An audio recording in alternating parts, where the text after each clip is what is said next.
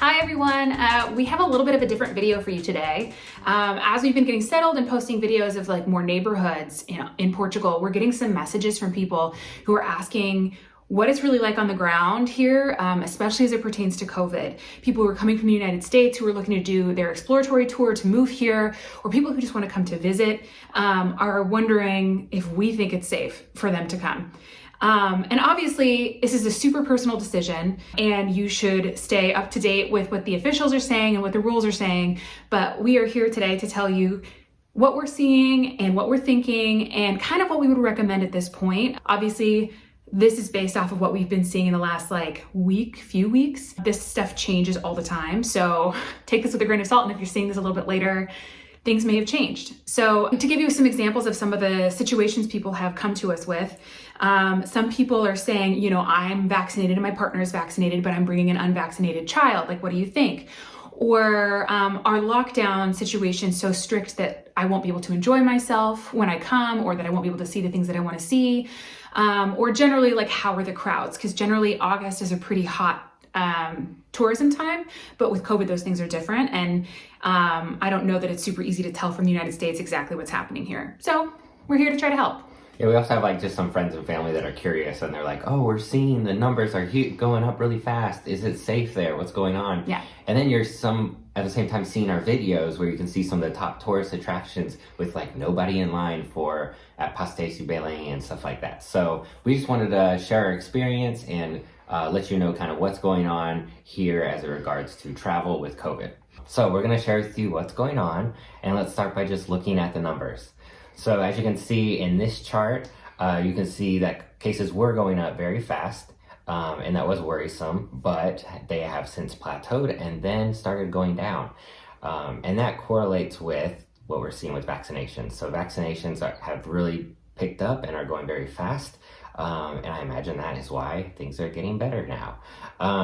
So things are getting better, and when you compare the numbers to the United States, when you look at percentage-wise, the U.S. has now passed Portugal with the percentage of people that are getting new cases each day. Last I read, it was actually the United States is the highest numbers in the world. So. Yeah. Oops. So if you feel comfortable, if you're vaccinated and feel comfortable traveling in the US like we did once we were vaccinated, then you should probably feel comfortable coming to Portugal.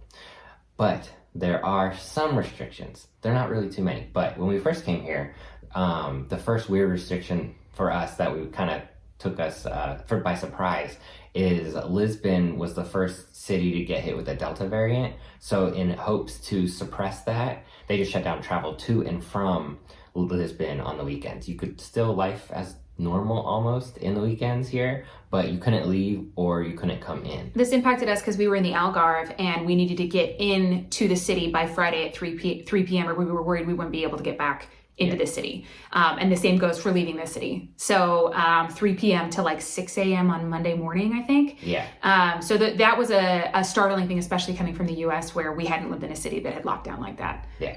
So that was pretty strange for us.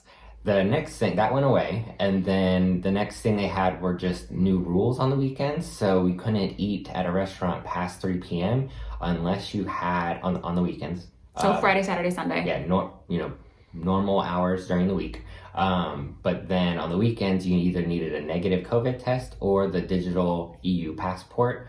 The vaccine passport. To eat indoors on the weekends at dinner. So that was weird for us because we are vaccinated, but we don't have the EU digital passport because we're still in the process to get that.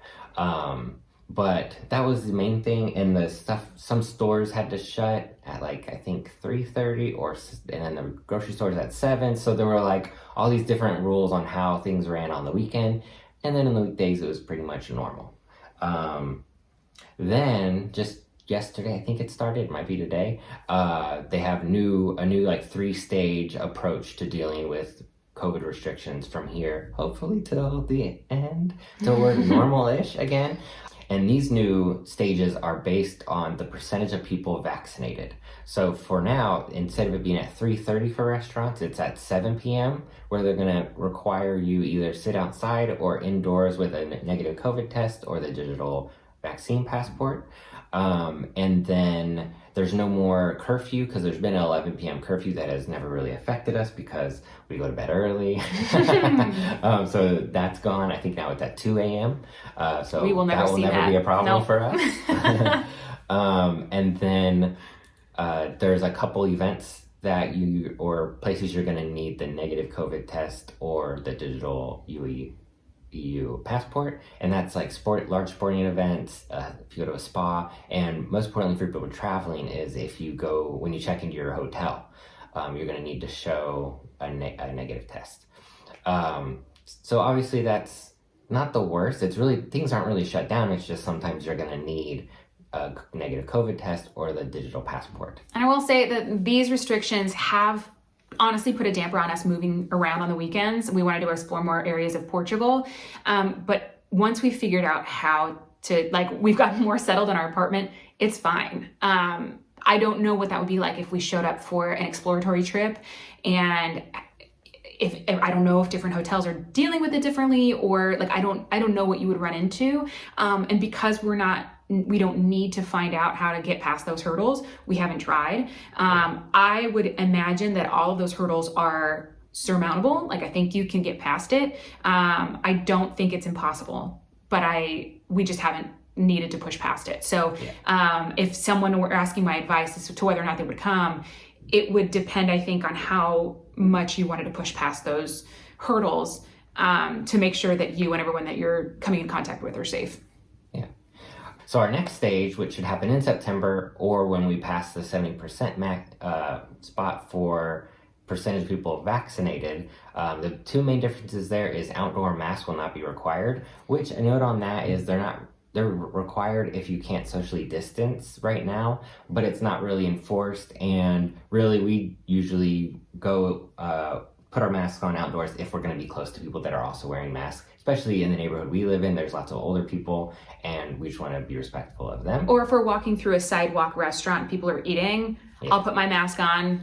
I feel safe, but I just, out of respect, don't want to make them uncomfortable. Definitely. And the other thing in September is they just are going to open up the capacity limits. So I think some things are at 50% now, and they're going to go to 66%, things like that. So not too much of a difference because there really isn't much more to open up. And then the last phase is in October, and that's when we hit 85%, and that's when they hope to go back to back to normal. I don't know exactly what that means, but at that point, most restrictions will be lifted, and then the clubs will be able to open up. So that's been a topic of conversation, not for us. That's not our venue to explore, but if you want to party, I would wait till October so you can get into the clubs. Right now, some bars are open, but they have the different regulations.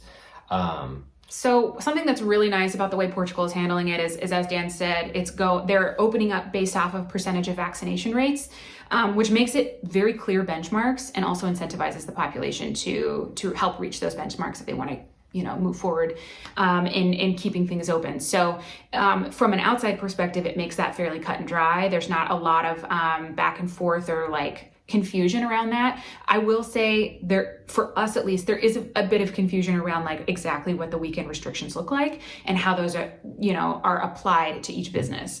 The other thing that we've kind of come in contact with, and we don't know if this is COVID or if we don't, it could just be Portuguese culture more so, is that even if a restaurant's website says that they're open for certain hours, we've had multiple times where that's just not been the case. We'll show up and it's not open and it says it should be open online.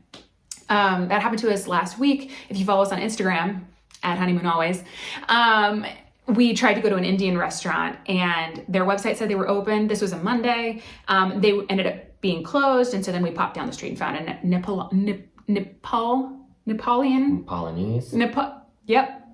restaurant from Nepal. We found one of those. It was delicious. It was great. So no complaints. And my suspicion was that this was not a COVID related closure, that this was it's Monday and they probably work all weekend and then they close Monday and or Tuesday because they need a day off. So that's something to be aware of, is that even even like monuments and things. We've run into things where we didn't know that they were going to be closed that day and they've been closed. Not by and large, that's not happened. It's happened 10% of the time. But it's just something to be aware of. If that's going to like put a damper in your travels, that might happen. And again, I don't know if that's just being in Portugal or if that's COVID. So something to be mindful of there. One other thing that I just thought of is masks. Here, everyone wears a mask indoors. It is the law, I believe. But we've never really seen a place where it was okay to take your mask off indoors unless you were eating. Outdoors, it's actually like you're supposed to wear one outdoors right now if you can't socially distance from other people. And that really isn't enforced too much, but I just do it out of courtesy for other people. When I see other people wearing a mask outdoors near me, then I'll put my mask on.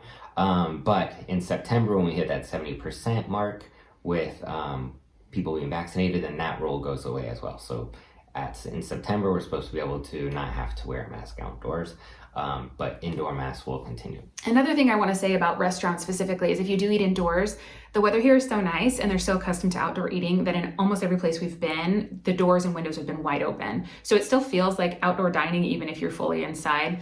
Obviously that's not the case for every place, but that has helped us to feel a bit more comfortable as well. Yeah. So overall, if you want to come to Portugal, you can expect you need to arrive with the negative COVID test. Once you get here, that negative COVID test is going to get you checked into your hotel. You might be able to use it for your restaurants on the weekend. We don't know how long that one test works, but once you get here, you can get another test. We haven't ventured into that yet. We will once we get our butts to get together to get traveling again.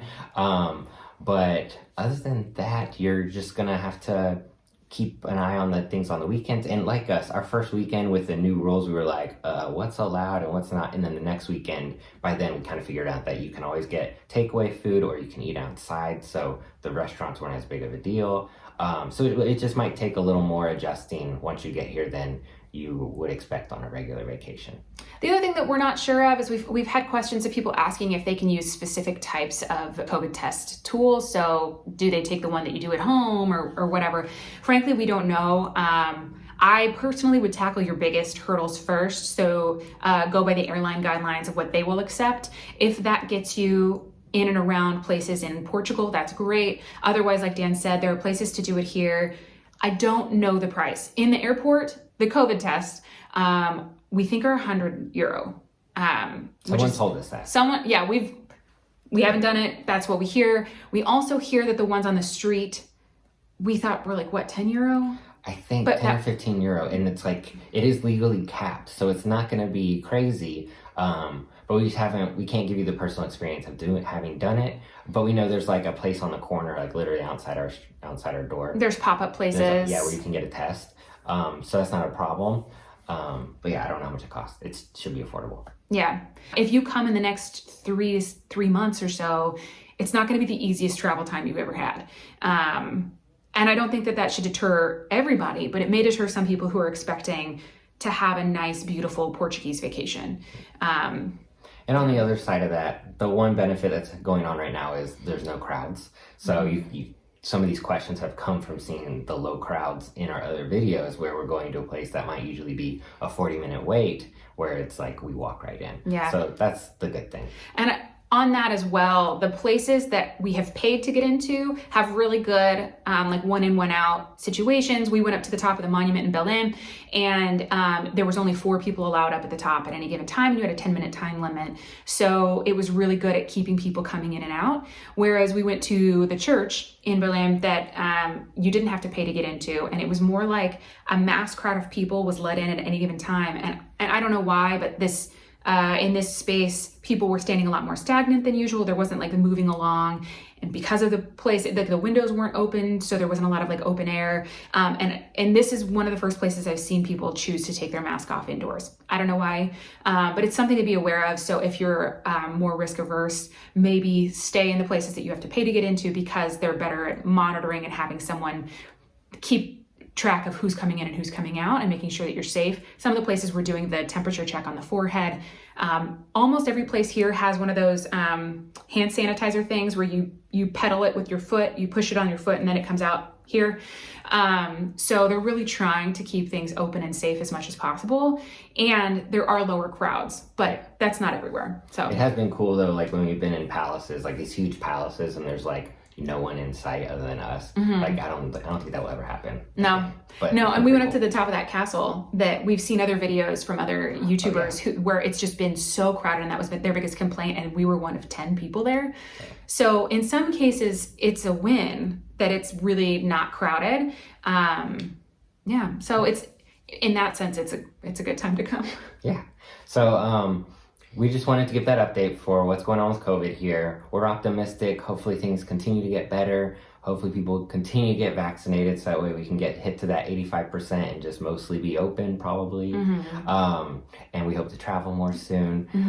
So go ahead and subscribe if you want to see kind of our updates. We have planned a video about real estate coming up, one about traditional Portuguese food. So we're going to continue to explore Portugal as best we can during this time. If you have questions, we probably can't answer them for you, but we can try. We can tell you what our personal experience is, but ultimately at this time it's up to you. So, but we will have the site. We will have the official site in the description below, so that you can see what the restrictions are and you can look into the numbers and make a better decision for yourself. So hopefully this has helped, and we hope you guys will subscribe to our channel, follow along with us on Instagram, and we hope to catch you guys soon. Stay safe.